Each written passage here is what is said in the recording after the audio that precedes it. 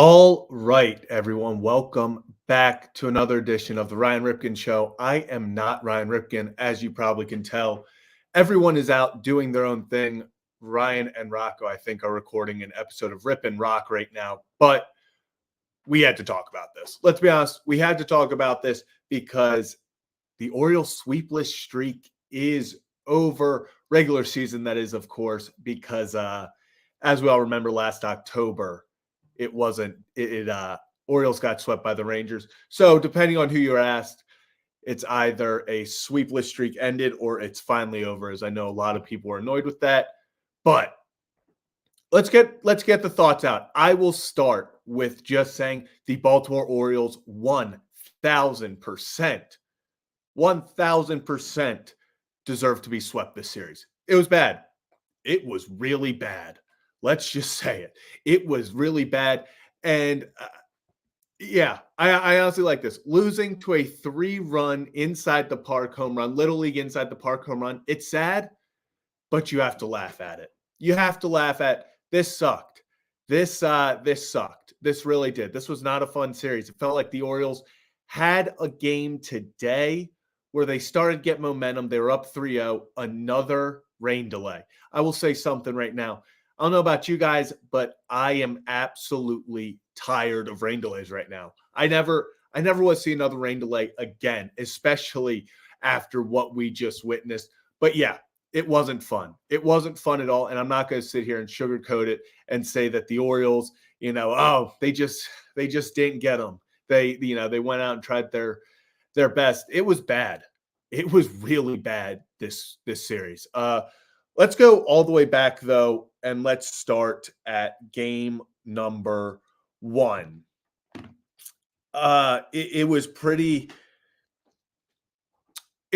obvious early on in this series. The bats were not feeling great. Sonny Gray made it look easy. I mean, he was doing Sonny Gray stuff. Sonny Gray is one of the top pitchers went on in the league. He proved it last year with an incredible season, got rewarded with a 3-year contract by St. Louis to do things like he did on, what would that be, Monday at this point?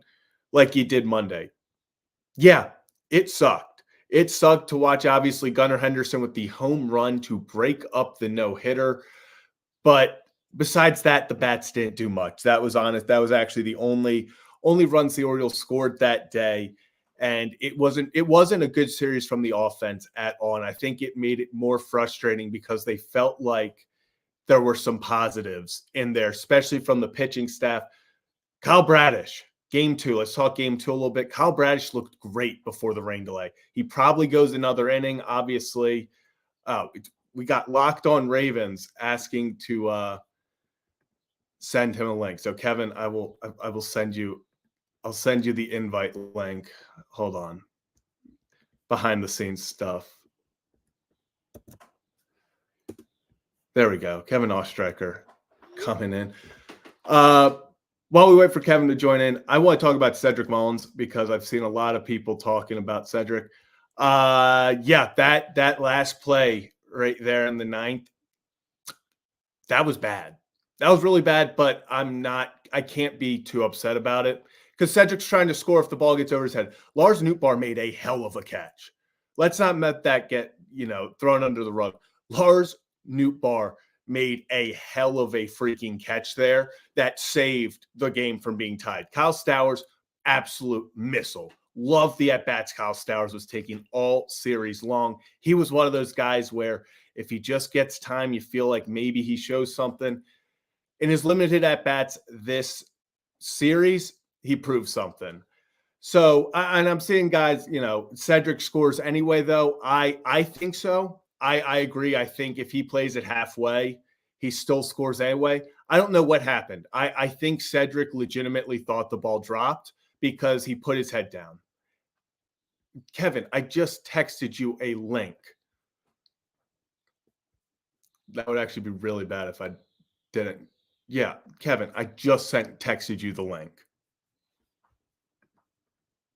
Oh, but besides that, yes. So let's go back to Cedric Mullins. That play was That play was bad, but I'm not gonna. The way the series was going, it was just one of those you laugh. You just have to laugh. And then if we're trying to review it to call Hayes out potentially, oh my goodness, Kevin, we finally got Kevin Ostrager. Kevin, thumbs up. You ready to come on the street?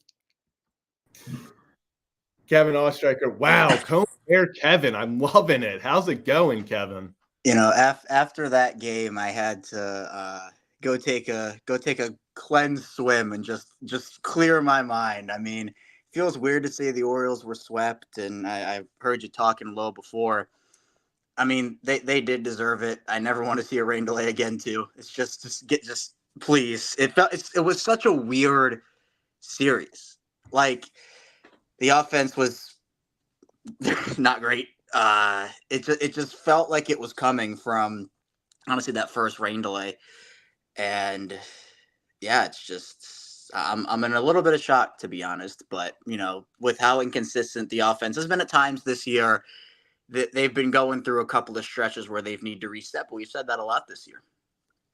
Yeah, and it is starting to be concerning. I'm not going to sit here and say it's all sunshine and rainbows in Birdland. And I see Sam brought up here, home run dependent teams do not win in the long run. They have no clue how to manufacture runs.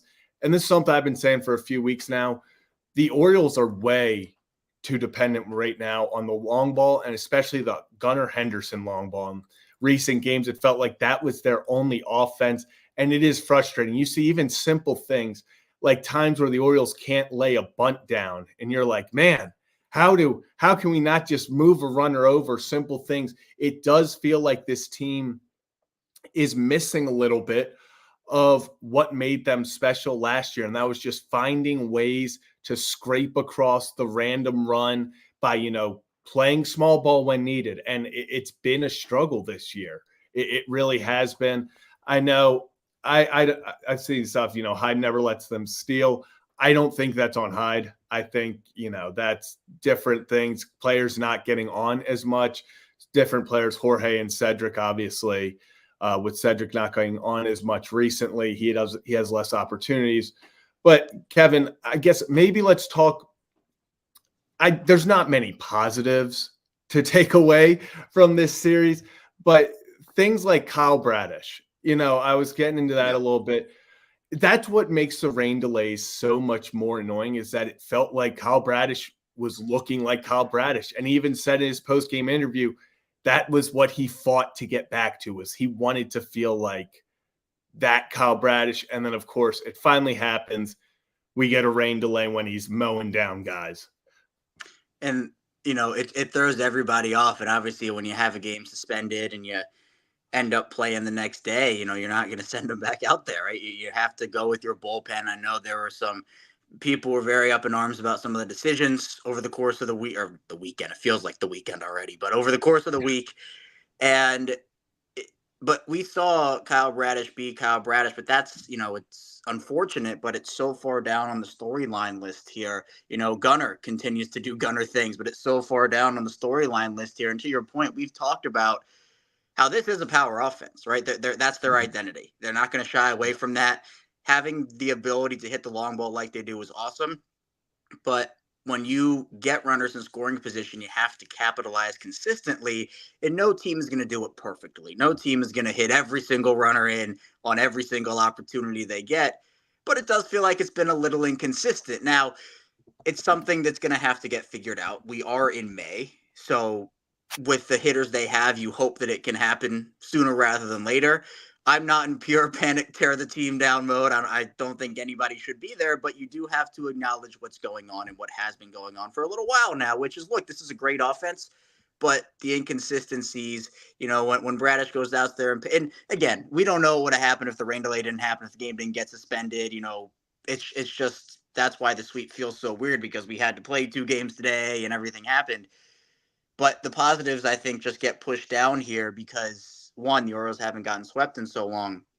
But 2, it just feels like some of the things that we've been slowly kind of like soft launching in terms of concerns, they're beginning. And I always say this, even for football with the Ravens and any sport, things are, it's 2 different sides of the coin where things can happen for a little while, but then they go away. That's not a trend. If things continue to happen over the course of multiple weeks or you get to multiple months, that becomes a little bit of a trend. And the trend for Baltimore right now is the offense is one of the best in baseball, but they can also go quiet for periods of time. And, we saw it where even in that, the walk-off, we saw a couple, what was it? The first pitch or first at bat of the game was that Jordan Westberg homer. And then the last at bat of the game was an Adley Rushman homer, and that was how the Orioles scored their runs. It's awesome to have the long ball in your arsenal, but you cannot fully depend on it. Baltimore's a good enough offense to where they shouldn't have to, but it's been a little inconsistent. Yeah, and real quick, want to shout out C Money. Appreciate you, my man. Rain killed momentum twice. Yeah, like we said earlier, I'm very okay if we do not have to hear rain delay for a very long time. And then Adit, same thing. Really appreciate you, man. And he asked, do you bring up Povich if Means misses time? If Irvin goes to rotation, who takes his current role? So yeah, let's talk about that a little bit, because we honestly haven't even gotten to what could be, if the Orioles won, probably would be the main concern, and that is the arm of John Means. He did look to be grabbing at it, wincing in pain at times, didn't seem comfortable. And honestly, it looked like whether there was going to be a rain delay or not, John Means was probably leaving this game. It was not something that looked great. He was definitely favoring it. So let's say he misses time. We know nothing, but let's say maybe he goes on the IL, whatever it may be. A guy like Cade Povich makes sense, but I'm not sure if that's where the Orioles would go. I could see them, like you brought up, bringing Cole Irvin back into the rotation, just going back to a straight 5-man rotation. Right. And then maybe a guy like Nick Vespi, a Brian Baker, ends up coming back up for the Orioles. As much as me personally, I'm a huge Cade Povich guy, I would love to see Cade Povich pitch in Baltimore this year, start in Baltimore this year, just because he's got electrifying strikeout stuff. But right now, I'm not sure they would elect to just putting Povich into the pitching rotation immediately. Although a guy like me, I would like that a lot. Oh, Kevin, switching up camera angles. I like it. Yeah, I don't like that. That's an awful angle. Let's switch back. I was trying to make the black lines go away, but it's not working. Yeah, Hey, maybe this. Oh, okay. You know what? This makes it look better. Yeah, that's not terrible. We'll make it work. So, Kevin, what are your? Are you concerned at all? Obviously, John Means we have to learn more about it, but kind of, are you in the situation of you'd probably just put Irvin back in the rotation? Yeah, I think that's where I'm. I mean, obviously, when you have everybody healthy, what they were going to do, I think, was probably one of the better courses of action they could have taken, just because Cole Irvin's been so good this year for the most part. And this is what we were talking about earlier with the depth, right? It's if guys have to miss time, guys go down. I mean, obviously, they've had to deal with guys going in and out of the rotation pretty much the entire season so far. It's almost a fact of, you can just slide Cole Irvin back in there and then get another reliever. I mean, maybe in these situations, we haven't heard anything on Bauman yet, have we? If he's cleared or not? No, we're still waiting to hear that. Okay. So maybe if he clears, which I still don't think is likely, but if it happens, maybe, they can bring him. But I think Vespi, maybe it is him. I just think it's easier to slot him in, Cole Irvin, and just ride with that. We don't know the damage or the assessment on Means yet, but it is a little bit concerning. His velo was down, and look, when he's grabbing at the arm, it's pretty clear sign that something's not right. So hopefully it's nothing major, but it's another unfortunate chapter. Maybe, I don't know, knocking on wood that it's not. I got the wood we're knocking on it not being something that will force him out long term. But again, the velo's down. He's grabbing at the arm. It didn't look great. Yeah, and I think that's the other big concern was he was averaging 88 on his fastball this year, I think, or this start, not this year. He'd been averaging, I believe, about 91-ish, 92 before. So he only hit 90, I believe, one time. I actually got a pop out on that. So I think even if he wasn't favoring the arm, the velo was a big concern. And I think the Orioles will hear more on that situation in the coming days. But let's move on a little bit. I'm seeing a lot of people talking about bringing guys in like the Kersteds, giving them a shot over Cedric, over Hayes. Listen, I see no way that the Orioles move on from Cedric Mullins or Austin Hayes right now. Even I'll put in Anthony Santander in that. I don't personally agree with continuing to let Tony hit fourth right now in situations. I think he needs to move back down in the lineup. I think they've done that at times recently, but yeah, it does feel like right now that just the whole offense, besides Gunnar Henderson, is struggling at the exact same time. And even Gunnar, I mean, obviously he had an RBI single and 2 walks today. So if that's an off day for Gunnar, you're going to take that. But no home runs for Gunnar, so it feels like an off day. But the rest of the offense, it's hard. Where I think actually Spencer Schultz tweeted out, and so true. This whole series, it just felt like leadoff guy finds a way on single, error, walk, whatever it is, and then 3 straight outs on not great pitches, and it just was frustrating. It really was. Yeah, it's strikeouts, it's pop ups, it's fly out. It's just they're not. And you had mentioned it too, where even some of their good hits were just not finding the grass. Like Yeah. it just felt like they were doomed from the start. Obviously, we haven't even gotten into the umpiring yet, which I'm sure we'll get to at some point. But again, if you don't want, and it's a very fine line because you can't blame everything on the umps. Obviously, they did not help at all pretty much throughout this entire series, but we have to call it what it is, where again, the offense is not hitting well with the runners in scoring position.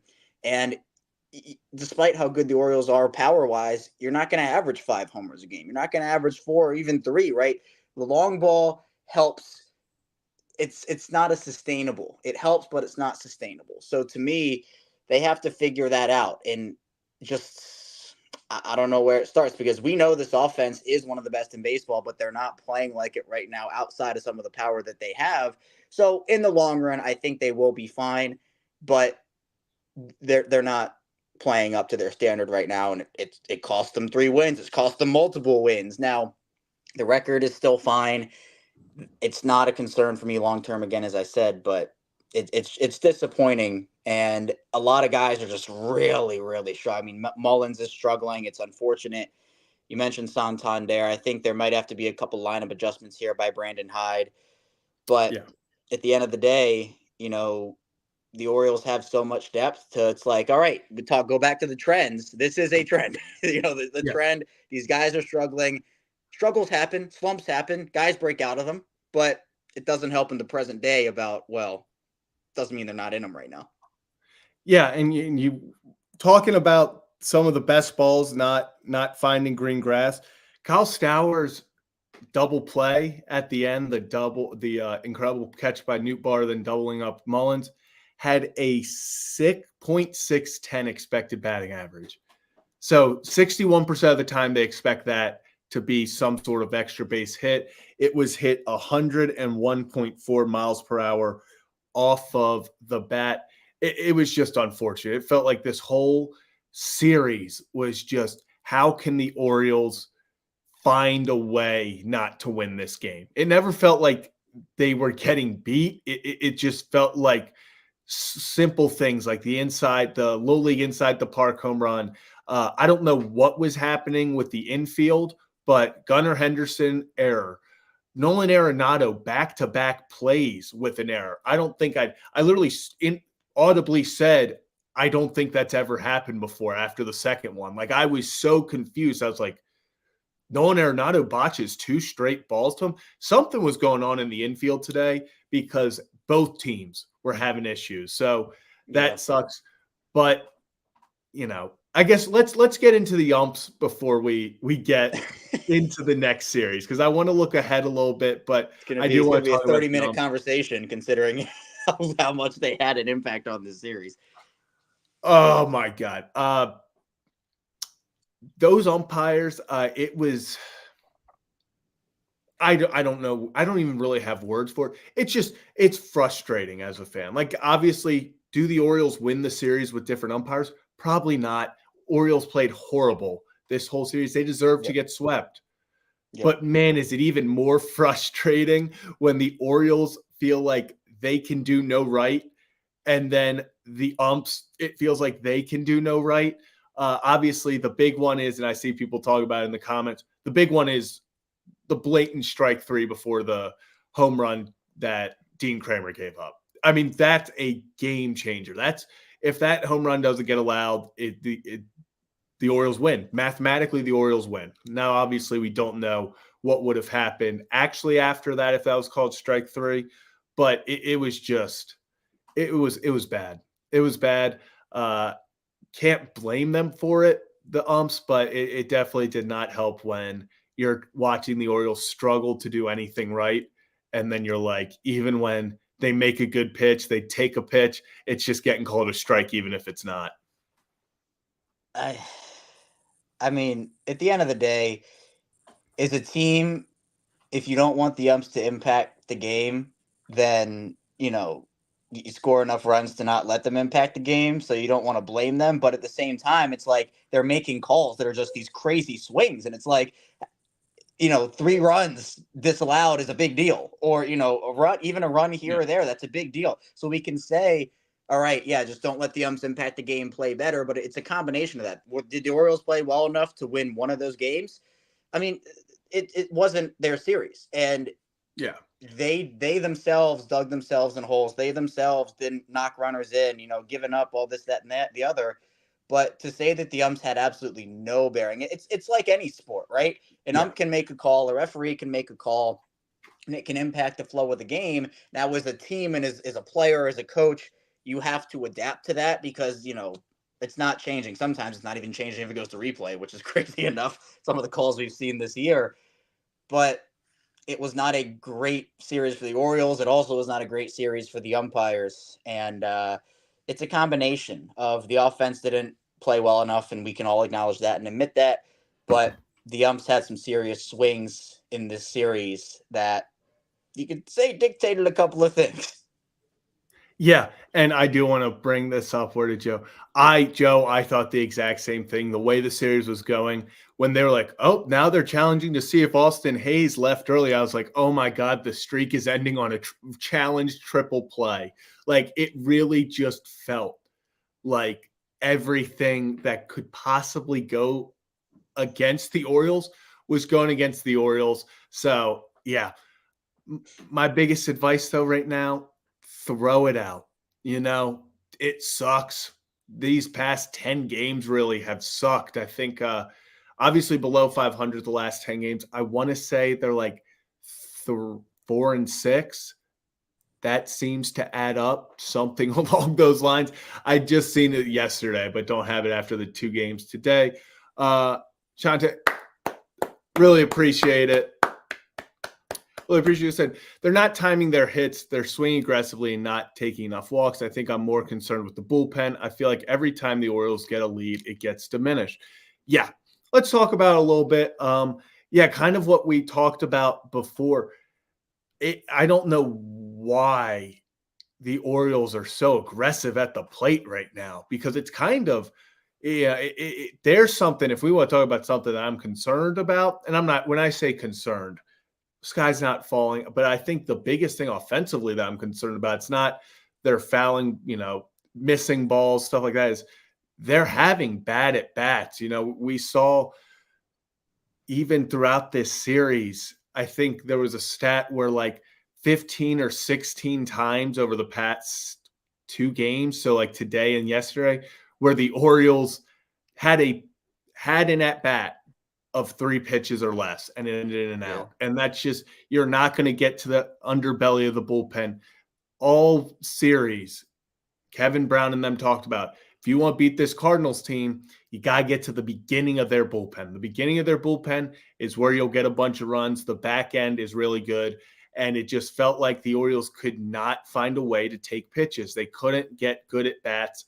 And even when they finally were, obviously, it gets to a point where even the good at bats weren't turning out well because there were so many bad at bats in between. But I agree, their aggressiveness and lack of getting on base. I think they're in the bottom 10 of on base percentage still in all of Major League Baseball, but are the highest scoring team in the American League, kind of what we've alluded to, and we've seen a bunch of people in the comments allude to.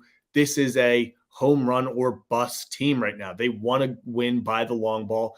And if they want to go deep into the playoffs and be a really good team, you have to find ways to win when the long ball's not there. Yeah, and I've seen, in the comments, I think there are two different schools of thought when it comes to just where the offense is right now. And one side of it is, oh, look, it's only a 3-game series. They get swept. Flush it, which is it's true, right? Just flush it, move on. Wasn't great. I don't think the sky is falling again. I'm not in just like Yeah. panic mode. Trade everybody. It's over. But this has been going on for a little longer than just these past 3 games. Where, again, I think the offense is talented enough to turn it around. I would hope by the time just even the next month rolls around, they will. But we talked about this before the season started, Zach. We all talked about it.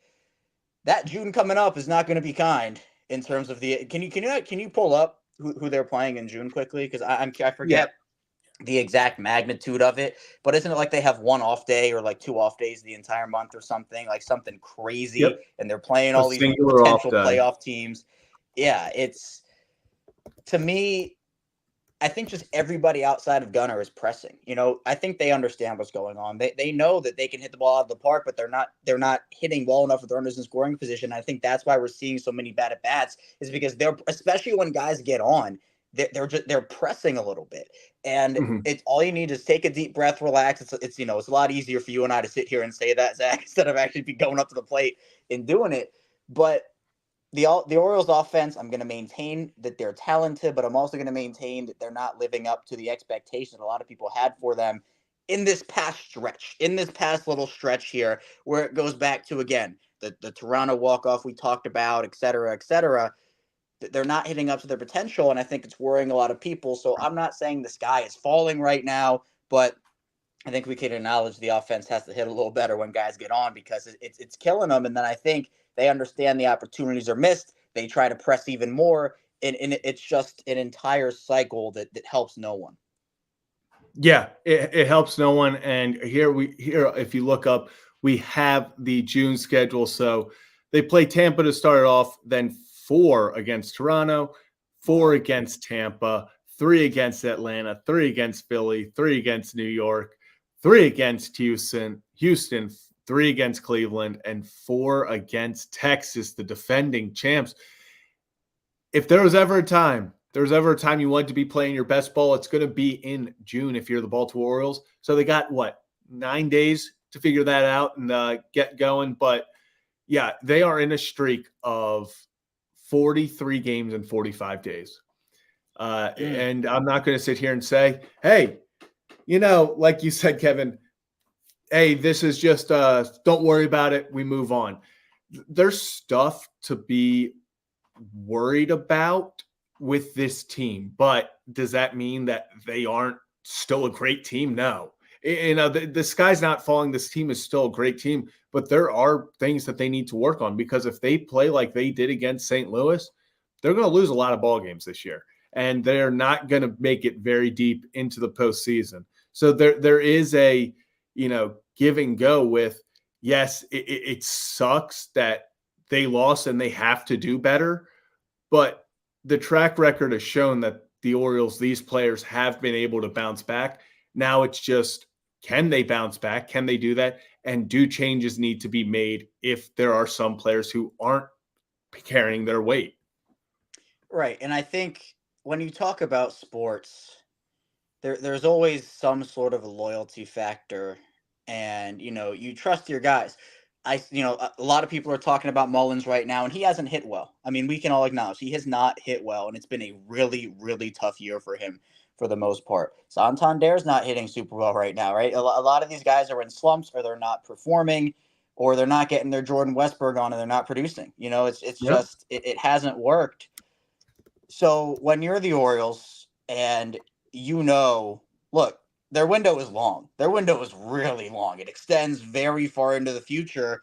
But we know this can be a World Series caliber team if everything clicks. We know that right now, even in some of the youngest iterations of this squad, with Adley and Gunnar and everybody, right? there has to be some level of, at least at first. We saw it with Craig Kimbrell, where everybody was saying cut him, DFA, trade him, get him out of here. But what kind of message would that send? Now, what you can send as a message is, hey, we're going to try to get you right by moving you into a different role, see if you can get your mojo back, and figuring it out from there. So what did the Orioles do with Craig Kimbrell? They put him in the 7th. They let him pitch the 11th, high leverage stuff. And it was I'd say a medium ease back into, hey, we need you to get back to who you are. So I would want them to do something of that sort with a guy like a Santander, a guy like a Mullins, where it's, let's try to get you right. We're not going to ship you off. We're not going to do this. I think that sends a message to all these guys that are like, well, if we struggle, we're gone. And that's not the message you want to send in a clubhouse, at least not initially. If it continues into June, July, August, different conversations can be had. But I think the first thing I'd like to see is some lineup changes, just to shift some guys around, see if they can get some guys their mojo back, and then you can go from there. Because we were talking all about Craig Kimbrell, and he had struggled, right? We could acknowledge and admit that, but I think the Orioles did the right thing in trying to move him around and figure stuff out, and that seemed to work for him. So I'd like to see some of the same with their hitters a little bit. Yeah, and I'm seeing people in the comments talking about the Orioles are 13-12 against teams with under 500, with a record under 500. That means that the Baltimore Orioles, and this is what makes it most frustrating, against the best of the best, the teams over 500, the Baltimore Orioles are 16-6. The Orioles are playing to their competition right now, and that's the most frustrating thing. If it's a team that they feel like they should beat, they're not playing well. They're splitting games. They get swept here. It feels like a team that is playing to the level of their competition. Yeah, they're 13-2 against, or 13-12 against teams under 500. But at the same time, the reverse of that is they are a damn good baseball team against winning teams. 16-6. When the going gets tough, they're going to show up. So I do think it is a concern, obviously, that they're playing bad against bad teams. You can't just sweep that under the rug. And I wouldn't even say bad. They're playing mediocrely against bad teams because they're still winning over 500% of that those games. But yeah, when it's up against a bad team, I saw someone say we'll probably sweep with split. Ooh, there we go. We'll probably split with the Chicago White Sox because we're 13-12 against losing teams. Probably, maybe we lose all 4. Maybe we go 3-1. Maybe we get the sweep. I'm not going to decide whether or not this is a World Series team based on May 22nd. There are concerns. I'm concerned about where, are we going to be in a month with how we are looking right now with the bullpen. And I'm not talking necessarily the bullpen struggles and stuff. I'm talking about bullpen rest. We talked about only one off day in all of June. Starters need to go deeper. Obviously, past 2 games were weird with rain delays. But I think there is an issue if John Means does go down and now you're back to a 5-man rotation. It's figuring out how that can piece together and how to get some sort of spark in this offense. Is it having Westberg lead off and moving Gunnar back to third? I think, me personally, that's what I would do. I think I like Gunnar in a more of a run-producing position than he is right now. I mean, what would you do with this lineup if you could, Kevin? I mean, just kind of off the top of your head.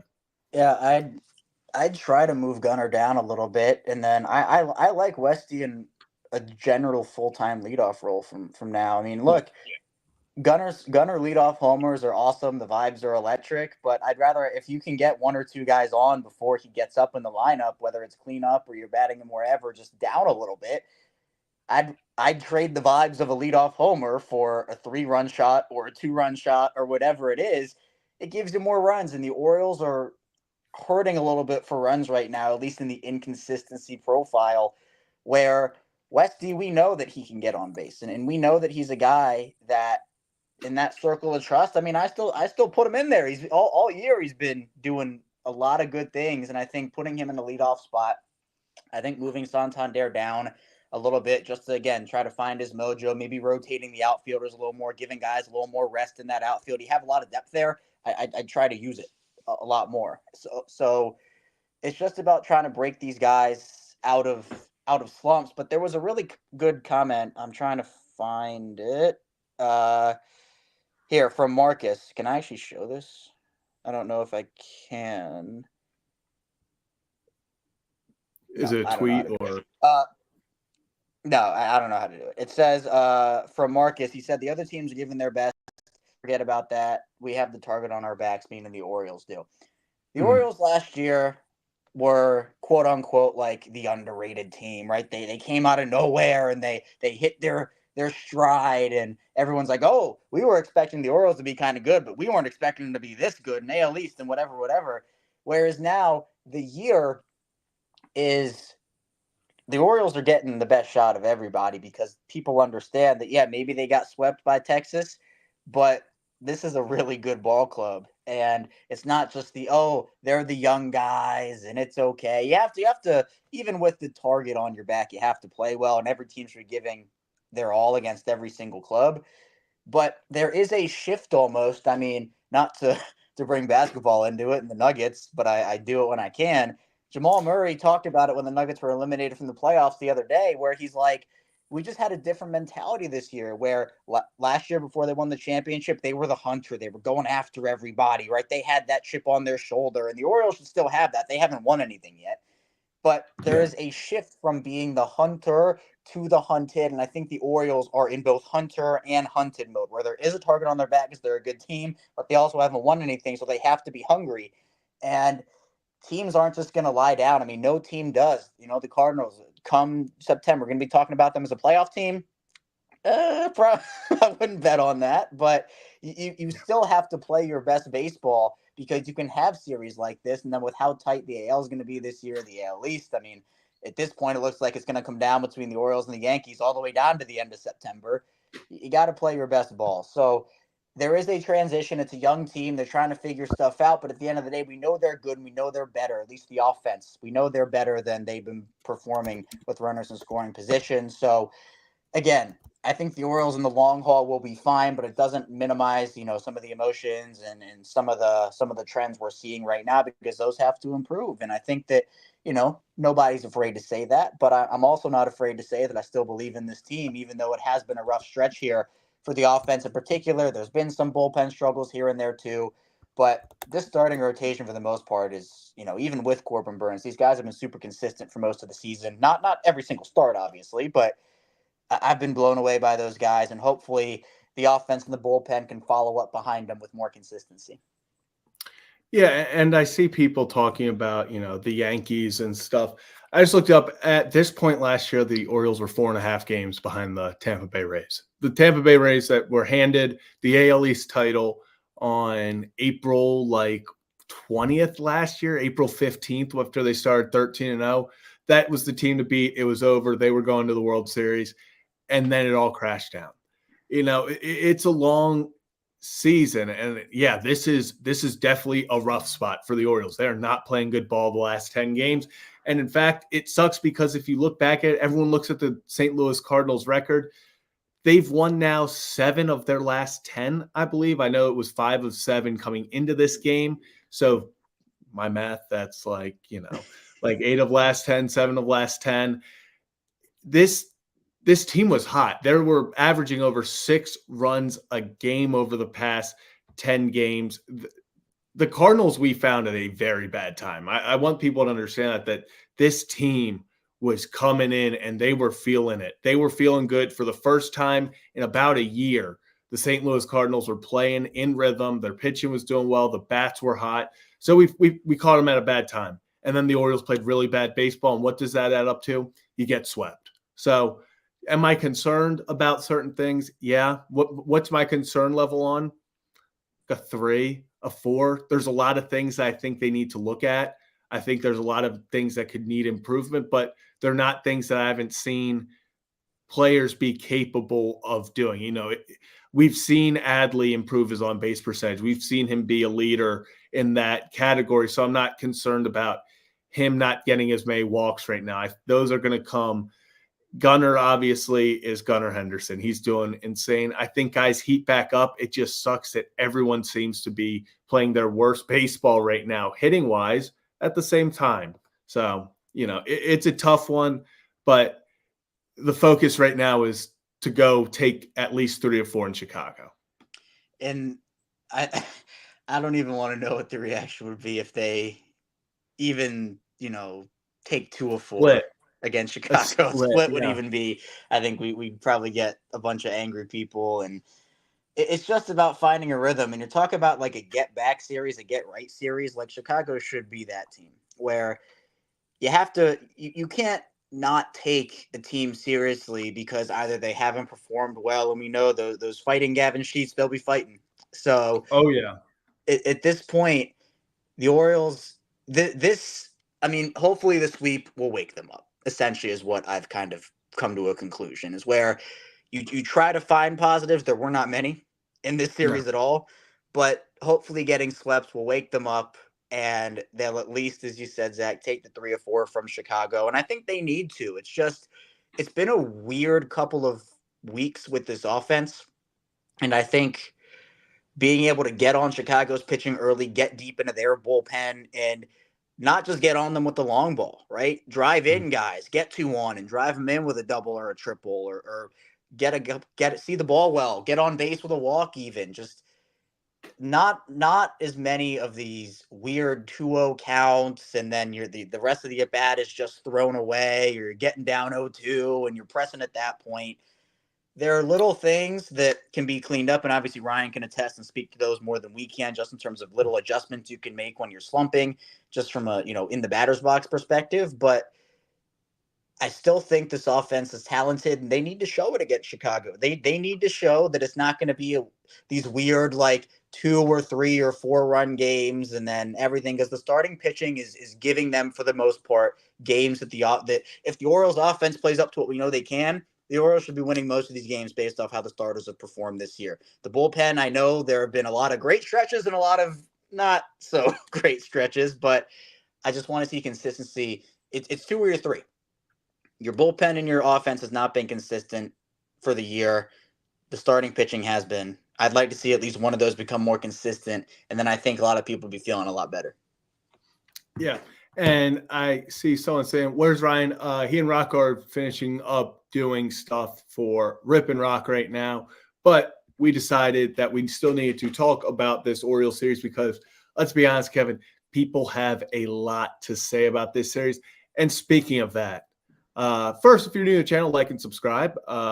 We are building something pretty cool here. Usually we're in a nice, fun studio. Actually have a new fun soundboard. Shout out Jason Benowitz. We will talk about that more when we're in studio. But we're Mondays and Thursdays. We are live, and pretty much any other day that we feel like there needs to be an impromptu stream like today. But yeah, me and Kevin decided to hop on because this situation needed to be talked about. But I do want everyone watching right now, I ask one thing, because if we're getting vibes right, we got to get vibes right. We're throwing this away. It's 45 minutes into the stream. Orioles lost an hour ago. Streak is over an hour ago. It sucks. I want one positive. Everyone in the comments, one positive. It could just be Gunnar Henderson is good at baseball. If the entire chat just wants to say Gunnar Henderson is good at baseball, you can do that. One positive from this series. I'll give one. Kyle Stowers making the most of his opportunities. That got me fired up. Kyle Bradish looked good. Dude, wasn't the Yankees. I'll take that as a positive, But Yeah. Love it. Gunnar Henderson is good at baseball. So it is something. Kevin, what's your one positive? Give us one positive. I'm gonna steal yours and say Gunner, man. I mean, incredible. We talked about those MVP odds on Monday, and it feels like every day they're tilting more and more in his favor. So again, the positives will get swept under the rug because the series was so ugly and they got swept. But Gunner's just mashing, man, and it's incredible. I like it. At least they didn't get shut out in all 3 games. Yeah, the positive. These are all-star guys. Brash is an ace. We've got Stowers for sure. We've got some good ones. I'll give you one thing that isn't a positive, and it's who just joined the stream underneath. Actually, hold up. Oh, This is a good wow. time. Did we ever? Wow. This is a fantastic time to bring up Don C's thing. We meant to put this up earlier. Super chat. Shout out Don C. Hey guys, rough series. I think it's important at times like this. It's important to blame everything on Rocco DeSangro. It's liberating. And then please smash that please smash that like button. Love the impromptus. Appreciate you, Pocket Watch. As always, Rocco, how we doing? I'm good. It's always great whenever I join, like in the back of StreamYard. I just see like this smile fade from your face. So it's like right before I join every single time, it's like you're smiling, you're happy, you're talking, and then it's just like done. It's like, I get it. I get it. You don't like me. I get it. People in this chat don't like me. But you know what? This is what it is. Rocco, actually, you're pretty popular right now because I'll tell you, you know who they do not like right now? The Baltimore Orioles. Me? What? Yeah, I'm saying if you think the people in the chat don't like you, like they probably hate the Baltimore Orioles more right now. So that's kind of good. Now, I don't know if you were batting ninth, Rocco, and on the Orioles and not producing, then I think it'd be double trouble for you. That's fair. So, what happened today? I just woke up. What'd I miss? Actually, Rocco, we've talked a little bit about it. Let's get overall what are your thoughts on this series? Just obviously not knowing anything we've really talked about. I just want your opinion on kind of how it all went down. I mean, I think it stinks because you let a not so great team in the Cardinals, sweep you. It was a weird series. It was just, I think that the play where they were up and then it was, two guys scored, McCann throws it away. And then the other guy comes in and scores. I think that just like symbolizes this series and just how crazy and yucky, if you want to use that word, you just want to throw it out the window and be done with it.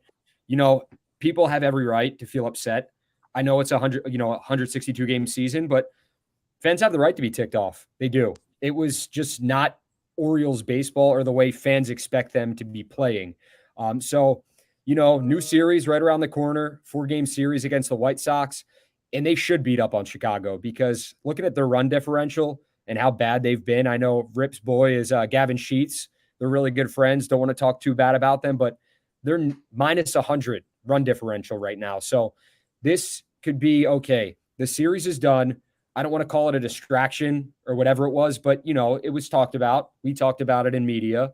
They probably talked about it in the clubhouse. So you know what? Pretty sure I saw a quote from Austin Hayes, one of the beat reporters, say it. It's like, we're going to start a new series or a streak is what I'm saying. So it is what it is, man. I think Rip and I just talked about it on our podcast, just the 9th inning, and they had their chances. And it was like, okay, are the Orioles going to get this done? And then Mullins gets doubled off. That play there, I don't know if you guys talked about that or, feel some type of way about it as well. But in a situation like that, that's, and said he's probably beating himself up about it as well. But that's a play where it's like, you got to know that ball is falling. And the probability of that ball being caught was probably very low, but it was 60. It was that ball drop. I get what his mindset was there. He was trying to score, tie the game up. I get it, but they had no outs in the 9th, runners on first and third. Mm-hmm. That's a tough play right there, man. And I'm not going to say it cost them the game right there, but it was one of the deciding factors. Yeah, obviously a lot went wrong beforehand, but we actually looked this up beforehand. It was hit 101 miles an hour off Stowers' bat, had a 610 expected batting average.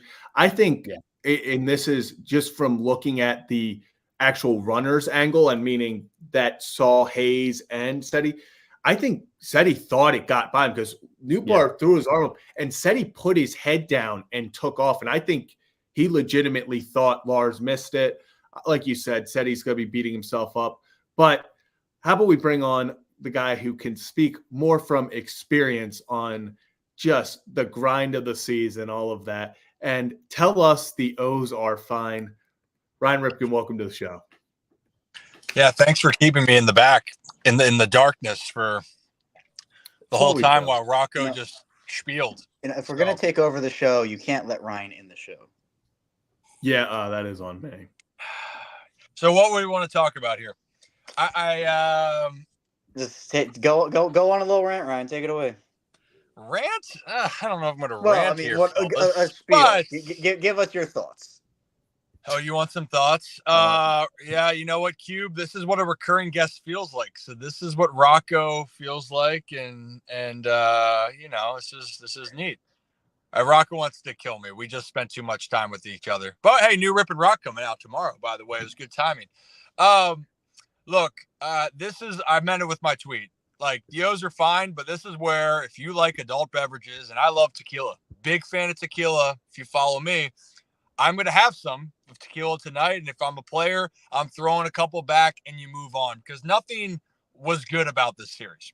Not that there wasn't good moments for players. It just wasn't a good series in general. The rain took the wind out of the sails in each game. The defense was sloppy when you needed them to be more crisp. And that play by Seti, Rock and I actually just described it, but essentially what would have been great is for him to time up his what happened now. The worst part is you have to clap. You have to clap for this. Oh yeah, that's great. Thanks, Joe. Joe has been killing it with that's like 3 straight episodes that Joe has come at someone with his donation in the chat. Joe's my Banksy prosthetic leg dealer.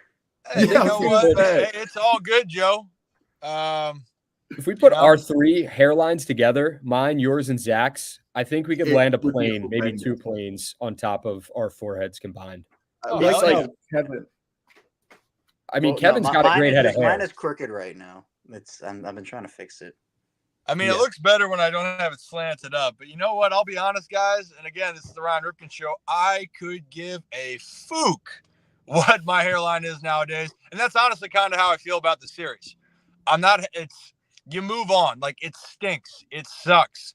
But this is what I like to call like the 30-minute to an hour rule for all fans out there. You can go let out your emotions, be pissed, be angry, because that's what players do. The best locker rooms I had or was a part of, you have 30 minutes to an hour to be pissed about whatever it may be. Be mad, be pissed. And then after that, 30 minutes to an hour is up. Hey, we're on. We're moving on to Chicago. We're moving on to the next thing, because that's the one thing that can get in your way is if you let something linger. Good teams learn how to put things from behind and move on. They throw it in the trash and move on. That's the reality of it, right? Kevin, I know you're looking at me because I said put things from behind there. I know you're used to that, Kev. You have such a way with words, Ryan. I don't know what to say. I've learned from you from seeing. Yeah. But in all honesty, what I was trying to say about the Cedric Mullins play, okay, said everything you guys said. Most cases that ball's down, and Ced's thinking, I got to tie this game up from first, no matter what. Context of the game, though, if he would go back, he would try to time up, trying to reach second base as that ball is either going to be caught or dropped, right? And then he's almost building up to 100% going around the base. That would be number 1.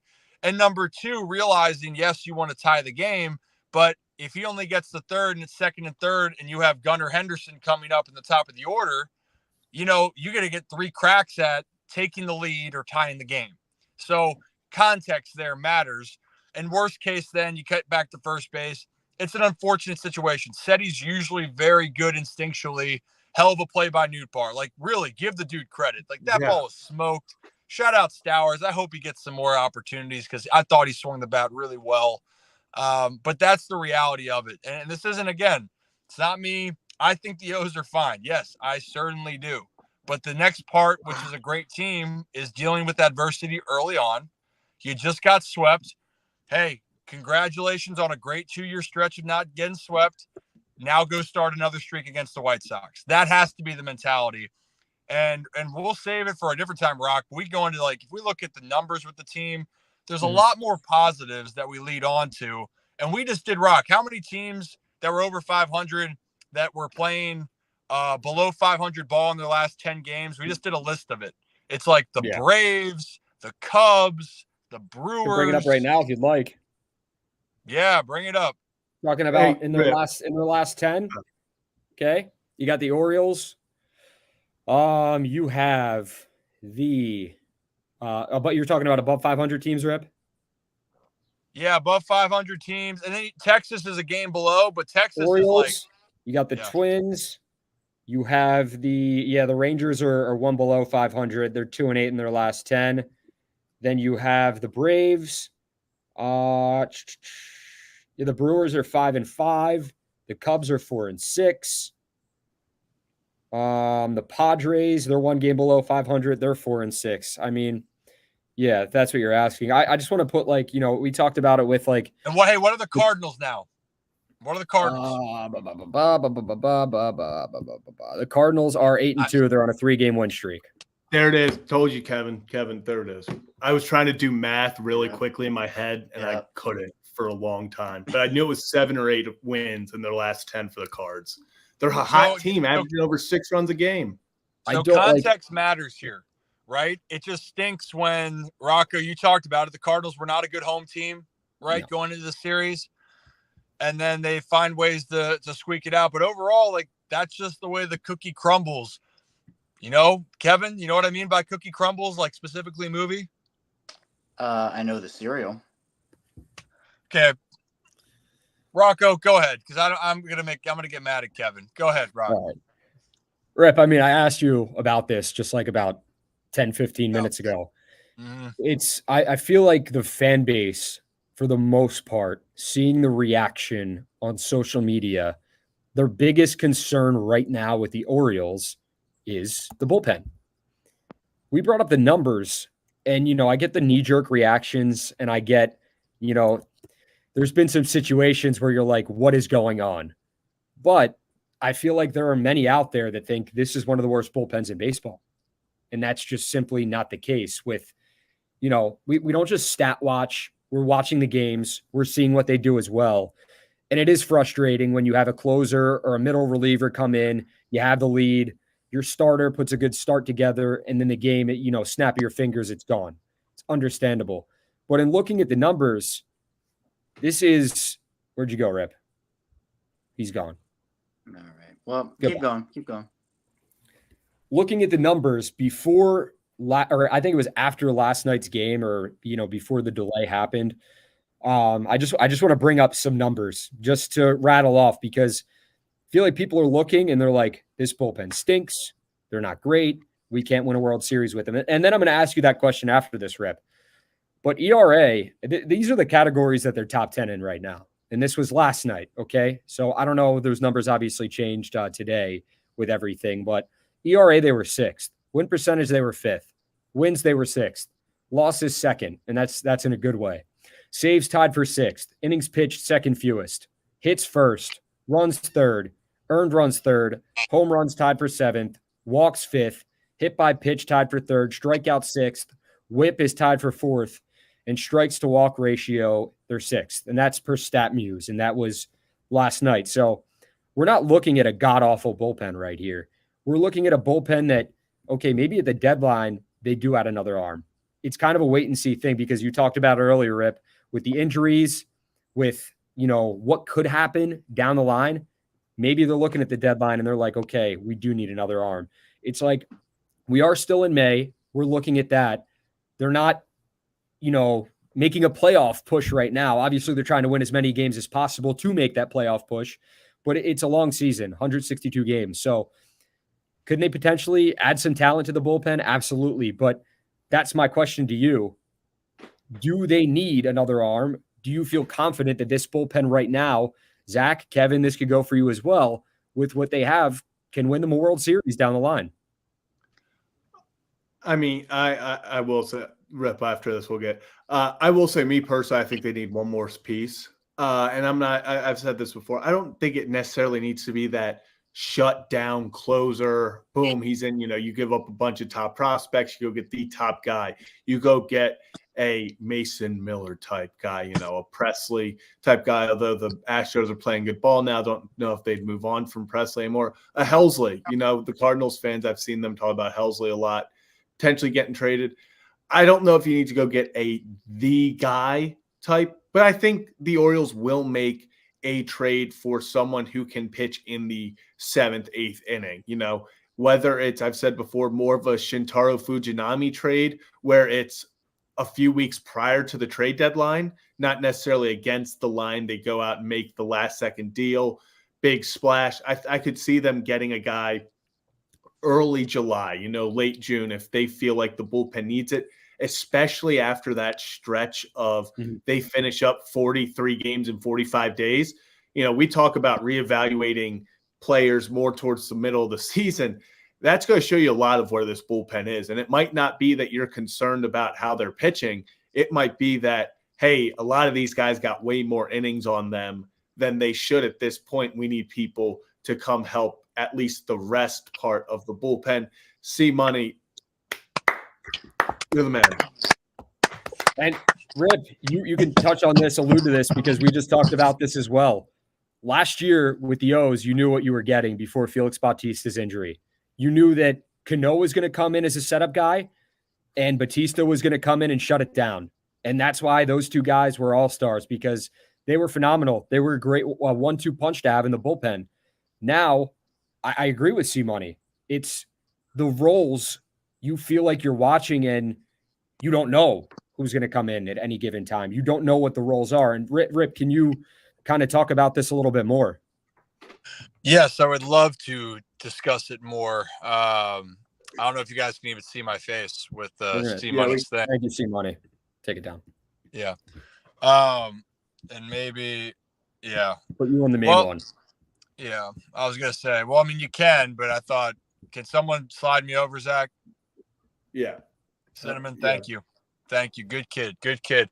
Look, that is the one thing I'd say right now when we just talked about this rock, it is, what do you do? It's like, well, you ride with the guys that you have because you need to figure out who can handle the situations.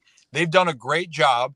But having said that, when you look at bullpens, the one thing that the Orioles don't have is defined roles. So when you know who your closer is, hey, you're getting the ball every time. And I do think Kimbrel's getting back to getting that spot. It seems like that's where it's going back to. But it makes it easier for a bullpen to know, hey, we're up by X amount of runs and it's your time to throw. Hey, Cano's the 8th inning guy, Bautista 9th. It's set. When the Royals won the World Series, they had a 7th, 8th, and 9th inning guy. Now, all three of those guys were nasty. And actually, Greg Holland, the guy that closed out the World Series, humble brag, I did hit a home run off of him when he was trying to rehab, not throwing 95-mile-an-hour, fastballs with a deadly split. But your boy still got lucky and hit a baseball pretty far. But what I'm trying to say is when you have really good options, you want to try to put them in roles to have going forward. That's something the Orioles don't have. Okay, so when you look at that, I would love to see if we get to July, because that's honestly what I tell people. I think in July, that's where you need to kind of bear down and go, all right, who are we putting in these situations? Because right now it's kind of by committee. We're playing matchups.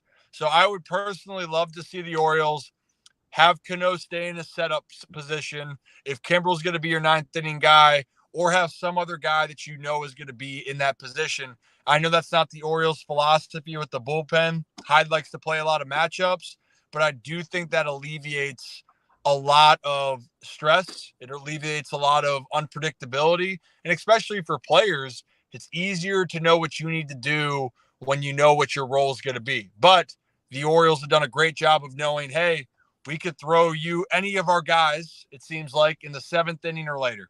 Every single one of them. You have to be ready for it. So that is one thing I'd monitor. And I'll be honest too, I do think in my gut they will make a move when they address things. But I don't know if you guys probably talked about the John Means stuff. There's so much variance that's going to happen here in 2 months. So keep that in mind. When everyone's saying you got to reset, you got to give up on guys, give other people chances. I know it stinks. Struggling stinks for certain players offensively, pitching wise, but you don't want to deplete your depth if you don't have to. And that is the biggest concern that you can have, is losing depth when you have to deal with injuries, because you're hoping to get to July and say, who do we have left? What do we have to work with?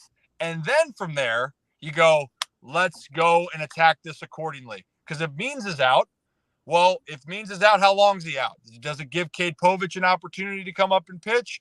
Or do we have to look outside of the organization? Well, are relievers healthy? Oh, maybe someone's not pitching good. Do we have someone in-house to fix it? or do we need to go out and get it? You guys see the trend here, what I'm saying. Rocco, you heard – I feel bad, Rocco. You just heard me talk about this on Rip and Rock extensively. Also, Rocco hurt his elbow, guys. So make sure you say a prayer. I have a Kurt Schilling type of, he had the bloody sock. He did. He had the bloody sock. I have the bloody elbow right there. So, like, maybe they'll put this in the Broadcasting Hall of Fame, which I'll never get into, but maybe like an article of my clothing might. Who knows? It's like I was hurt on the job. It is what it is. Not actually, but bleeding right now. So yeah.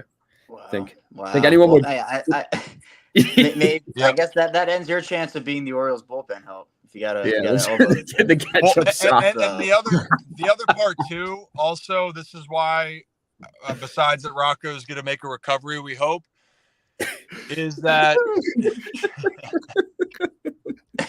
who's he talking to? You? I'm Zach? assuming you. Yeah, listen, that kind of hurts right now, guys. You gotta pick it up a little bit. Yeah, I know. Well, I gotta get driving here in a tennis second. elbow would be the funniest thing ever. Like Rocco having to be in like a sling. Listen. At 10K, maybe we need to like play tennis and show the world how bad I am. You know what I've been thinking about, and I had this idea for a little bit, but I forgot about it. We should have a Ryan Ripken show combine. Oh my God. Okay. Yes. Well, that would be great. I still want the Oklahoma drill. Well, that can be a part of it, but just Rod said no more predicting sweeps. Please and thanks. Can't do that in baseball. Yeah, listen. Don't blame Rocco for this one. I think, I don't know who was it. Brad. Yeah, Brad's getting a little heat in the comments right now. Remember, listen, you know what? Remember when, what was it? Did me and Rod get off on the wrong foot? Weren't we going back and forth about Kimbrel before? Yes, about Craig Kimbrel's usage. I love Rod. Rod's such a great guy. You're a good Rod, I'm sorry I hated you for like 2 minutes of your life. Last thing, and I got to go. I saw something about Bauman in here. Unless Bauman clears waivers, he's not coming back to Baltimore. And to be honest, I don't think he clears waivers at all. I don't either. So that was a decision that the Orioles made. That might be something that they have to live with. And how it works is they can try to facilitate a trade in the time being. If no one facilitates a trade within the time period, which I think is like around a week, then he gets put on waivers, and then a team can claim him where its highest claim takes him. I just don't see in any category with how talented Bauman is that some team's just going to let him get back to Baltimore outrighted. I don't see it. The Orioles really kind of expected that. They're like, if we do this, we're going to lose them. And I'm fully in that camp. I think Bauman goes somewhere else. And, that's worst case scenario, but I just wanted to answer that. Unlikely do you see a guy like him go unclaimed. Talent's there, everything's there, and you just hope it doesn't go to a team that you got to see, because I do think Mike, if Mike does what I know he's capable of, and I've seen a lot of him, that could end up being a move that the Orioles, it might hurt. And I think that they know that this was kind of the worst fear that they had, but they had to make a decision, right? Like, you have to make it. And then, of course, then a few days later, John Means might be out for a while too. So it's how the cookie crumbles. Kevin, what movie? Cereal. Bruce Almighty. Austin Powers. Bruce Almighty. Kevin. Is that Rip? I've seen Bruce Almighty, but I don't that's the way the cookie crumbles. Is that distinctly from Bruce Almighty? I just thought that was a Harry says it a ton in the movie. Oh, and that's like saying that song was made for the Titanic when it was not originally okay, no, Kevin, no other song is attached to a movie more than My Heart Will Go On is the Titanic. Yes, but the song wasn't made for the movie. Oh my God. That's what I was trying to say. It's associated with the movie, but it wasn't made for the movie. I mean, Kevin, it basically was. But basically is not the same thing as yes, it was. Kevin, all right. Before we wrap this up, did want to point out the 1983 Baltimore Orioles lost 7 games, not once, but Twice. twice. Yep. And they Two suck. They're times. terrible. They lost 7 straight games. Ended with a World Series championship. So yeah, at that point, what are you gonna do? Orioles lost 3 straight. It sucks. Sky's not falling. They'll be back. But yeah, we will wrap this baby up. Zach, before we wrap it up, can I like add to that real quick? Yeah. The Rangers lost 8 in a row in the second half of last season. What did they end up doing? Ooh. They won. They, And you know what? And they knew what movie. 9 of 10. They lost 8 in Yeah. a row. So it happens. And I bet you they've seen Titanic, Kevin. Every single one of them. I've seen part of it. Okay, yeah, we did kind of set this up badly with that's fair. That's fair. we did set this up badly with the 4-game series coming up. I think Yes. if they get swept by Chicago, you have every right to. Yeah. Hey, so tomorrow, for those that are wondering, we have I think it's like a noon tip-off for the show, by the way, so we can have a couple guests come on. So everyone that's listening, noon tip-off, Ryan Ripken that's show. Early, man. You're gonna make me get up for that? No, I'm kidding. I was gonna say this is also Ryan telling us when it is tomorrow. Yep. I know, breaking news for everybody. Yep. Well, Kevin, you don't like it? Play better. Watch Titanic. Be a little bit more cultured. And Brooks, I see the comment. Yeah, he doesn't even know that. He doesn't even know that part. Dude, should we make Kevin lay like that on the couch? That might be when we get to 10K. Paint me like one of your French girls. Ooh, yep. That could be crap. Kevin, you have no idea what we're talking about, do you? It sounds. I know the line. And isn't it paint me, not draw me? Okay. You're gonna get into this right now, Kevin? I was just saying that I'm cultured enough to know. You don't even know who Jack Dawson is, man. You don't even know. Kevin probably thinks it's like a old football coach. No, I don't. He probably thought he was the originator of Locked On Ravens. His predecessor. I also do. Well, speaking of which, I got to get home and record that. I got 7:30 with Q. So. Well, hey, proud of you. Proud of you, Kevin, group. Everyone out there, the O's are fine. Have a tequila shot on me. Care about you all. Be good. Be safe. Have a day. Have a night. Goodbye. Peace. Oh, Ryan's is left. Yeah, wow. All right.